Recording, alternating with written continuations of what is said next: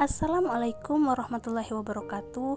Saya Lepi Susmita, NIM 1911320062, Prodi Bimbingan dan Konseling Islam Universitas Islam Negeri Fatmawati Soekarno Bengkulu. Di sini saya akan menyampaikan layanan informasi dalam bimbingan dan konseling dengan dosen pengampu mata kuliah Ibu Asniti Karni MPD Kons. Selamat menyaksikan.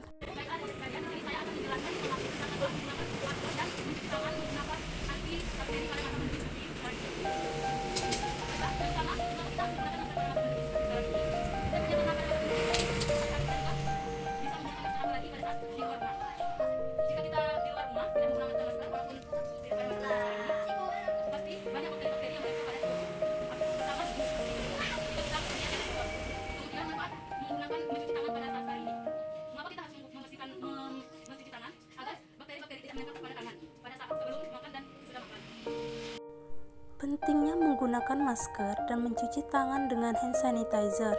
Terdapat 3 jenis masker yang disarankan kepada masyarakat agar dapat memutus penyebaran virus corona. Antara lain ada masker kain.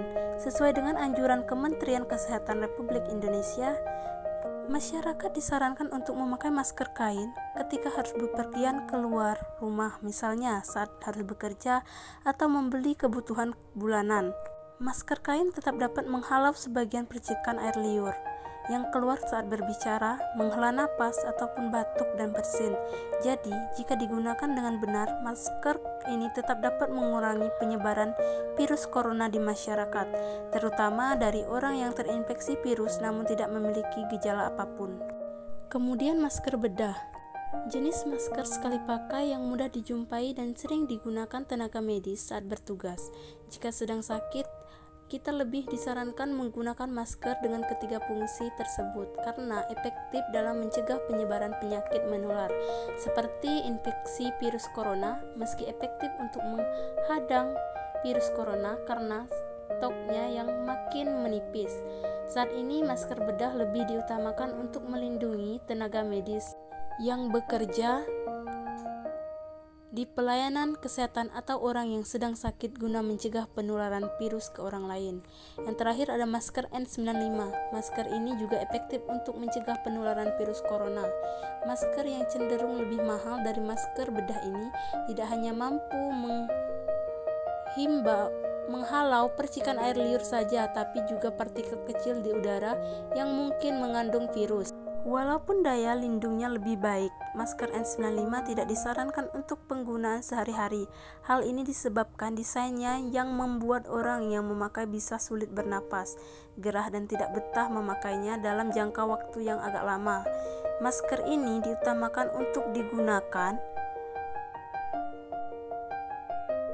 untuk petugas medis yang memang kontak secara langsung dengan penderita COVID-19, misalnya dokter dan perawat yang bekerja di ruang isolasi khusus COVID-19 atau IGD. Adapun panduan menggunakan masker. Yang pertama, pastikan Anda telah mencuci tangan dengan benar. Jika Anda menggunakan masker bedah, pastikan sisi luar ada yang berwarna hijau dan sisi dalam yang berwarna putih. Pasang tali masker dengan baik. Jika tali masker perlu diikat, maka ikat bagian atas terlebih dahulu, kemudian bagian bawahnya. Pastikan masker menutup hidung, mulut, dan dagu dengan sempurna.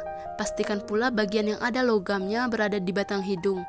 Kemudian lakukan strip logam untuk mengikuti lekukan hidung hingga tidak ada menyisakan lubang.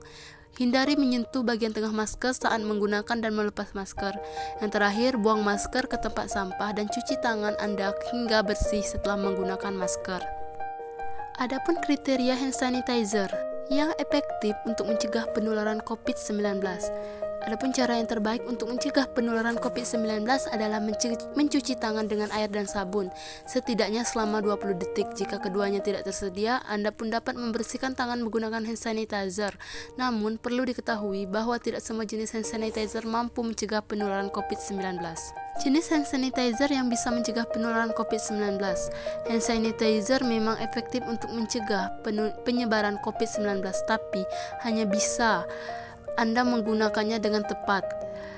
Salah satu faktor yang menentukan tepat atau tidaknya suatu produk hand sanitizer adalah bahan aktif di dalamnya.